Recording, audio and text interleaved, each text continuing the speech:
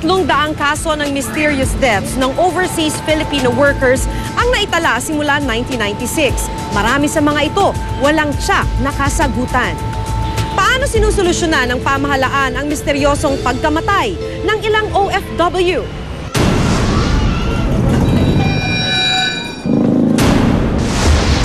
Pangarap ni Rowena Gomez, 32 taong gulang, na maiahon sa hirap ang kanyang pamilya. Kaya noong 2005, lumipad siya patungong Hong Kong upang mamasukan bilang kasambahay. Malaking tulong raw sa kanyang pamilya ang perang ipinapadala nito buwan-buwan. Pero makalipas ang 7 taong paghahanap buhay sa ibayong dagat, sinalubong siya ng kanyang mga kaanak noong February 25. Pero ang inaasahang masayang pagbabalik, naging isang bangungot para sa kanila. Basta mawala ng anak, napakasakit.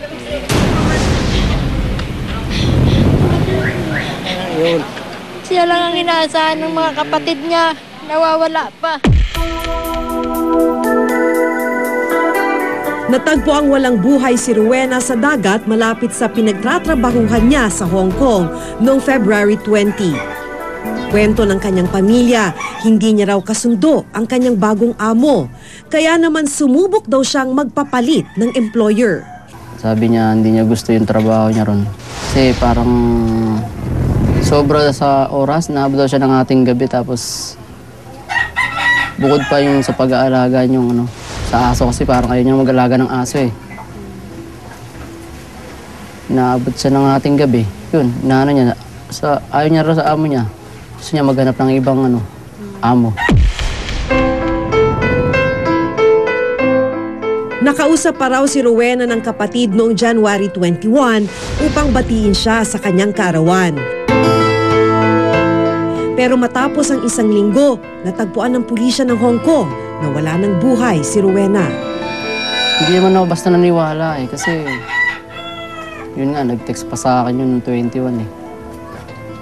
Naniwala lang ako nung makita ko siya mismo nung sa airport dumating. Kasi siyempre bilang kapatid ka. At sabihin mong pa-decompose na yung body ng kapatid mo, makikilala mo yun. Andun yun. Andun yun? Andun yun nung niya rito. Tsaka yung mukha niya talaga. Andun. Siya yun. Pero ang ipinagtataka ng kanyang pamilya, may mga kakaibang marka raw silang nakita sa kanyang katawan. Sabi nga nung sa punerarya, pasa daw yun nasa parang kaliwan dibdib, parang ganun. May pasa-pasa daw. Yun nga inaano namin, sana lumabas agad yung malaman namin yung autopsy. Malaman talaga namin yung totoong nangyari. Para alam namin kung saan kami mag-uumpisa. Hanggang ngayon, hindi pa rin lumalabas ang resulta ng autopsy at investigasyon sa Hong Kong. Updated naman po yung family ni Ms. Gomez at hinihintay po natin lahat yung resulta ng investigasyon na ginagawa ng Hong Kong Police para malaman natin ang dahilan ng pagkamatay ni Ms. Gomez.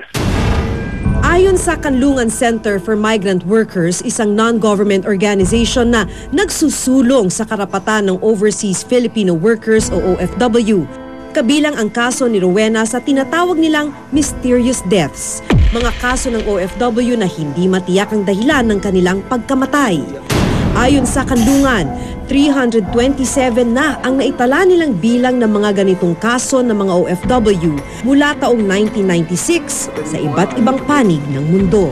Karamihan ng experience natin ay Middle East, yung mga receiving countries katulad ng Saudi, Kuwait, Lebanon. Dami namin cases sa Lebanon. We have one in Jordan. We have a mysterious case in Jordan actually. Tsaka yung mga Southeast Asian countries like Malaysia, Central Asia. Because of different reasons, Yung iba natural, yung iba naman because of crimes. At ang sagot natin doon, kaagad yung ating embahada at ating konsulada ay nakipag-ugnayan sa mga pamahalaan doon para tingnan kung ano ang dahilan sa kanilang pagkamatay. Isang documented migrant worker si Rowena kaya makatatanggap ang kanyang pamilya ng tulong mula sa Overseas Workers Welfare Administration o OWA. Kung ang sanhin ng pagkamatay niya ay natural, ay makakatanggap ng 100,000 pesos yung kanyang legal dependent at 20,000 burial benefit. Kung ang sanhin ng pagkamatay niya ay accident, makakatanggap ng 200,000 pesos yung beneficiary niya at 20,000 yung burial benefit. Pero kung may pangako ng benepisyo at hustisyang pinanghahawakan ang pamilya ni Rowena, iba naman ang kaso ni Terrell.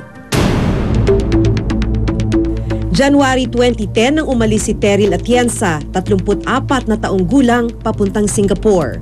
May 4 na anak si Terrell. Dati siyang dental assistant sa Pilipinas, pero dahil hindi sapat ang kinikita, nagdesisyon siyang mangibang bansa. 1.5 taon ang itinagal ni Terrell sa Singapore, kung saan siya nagtrabaho bilang kasambahay. Mabait naman po yung amo niya nung sa una po. Maayos naman po ang kalagayan niya dun sa Singapore. Medyo may mga pagkakataon lang na hindi na ipapadala ng maayos yung remittance. Hunyo ng nakaraang taon, nagbalak na siyang bumalik sa Pilipinas. Pero biglang nagbago ang kanyang plano. Dapat po uuwi na po siya noong June 2011. Ang sabi po ng ahensya niya po, kailangan niya pong tapusin yung 2 taong kontrata niya. Kaya pinigilan po siya at kinross country po siya sa Mongolia po. Nanilbihan muli bilang isang household service worker sa Mongolia si Terrell. Dito na raw nagsimula ang kanyang kalbaryo. Hindi magkasundo si Terrell at ang kanyang bagong amo. Tinanong ko rin po kung uuwi na po siya talaga. Sigurado naman po siya na uuwi siya. Pero nung tinanong ko po yung kalagayan niya, sabi niya po oo sa ngayon. Parang okay ka lang po ba dyan, ma? Tapos sagot niya, okay lang ako sa ngayon. Yun na po yung last po. Hanggang noong Nobyembre ng nakaraang taon, isang masaklap na balitang inihatid sa kanila ng isang Pilipino sa Mongolia. Patay na raw ang kanilang ina.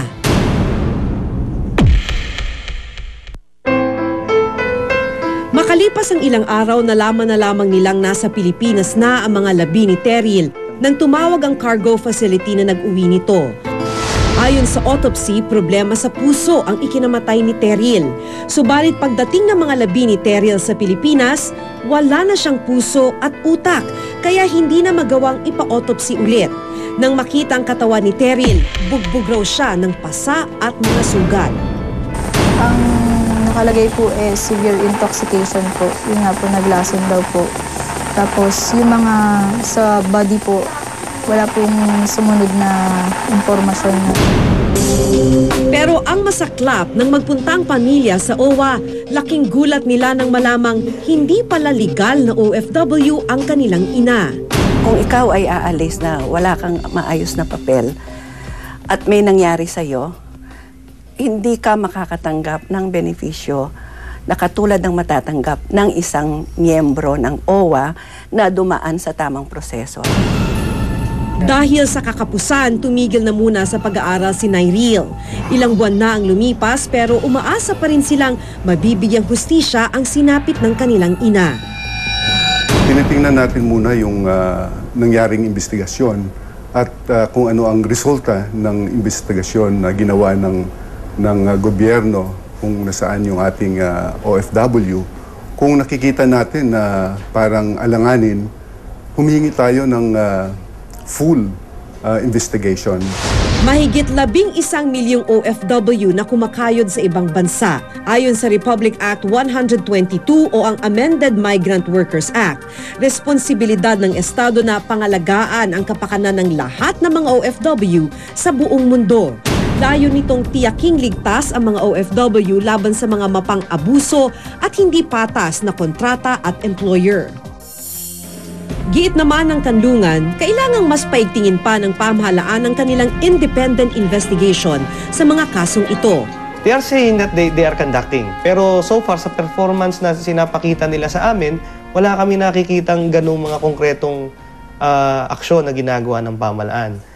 At minsan pa, masakit yan, mismong government pa ang nagpapacilitate ng settlement.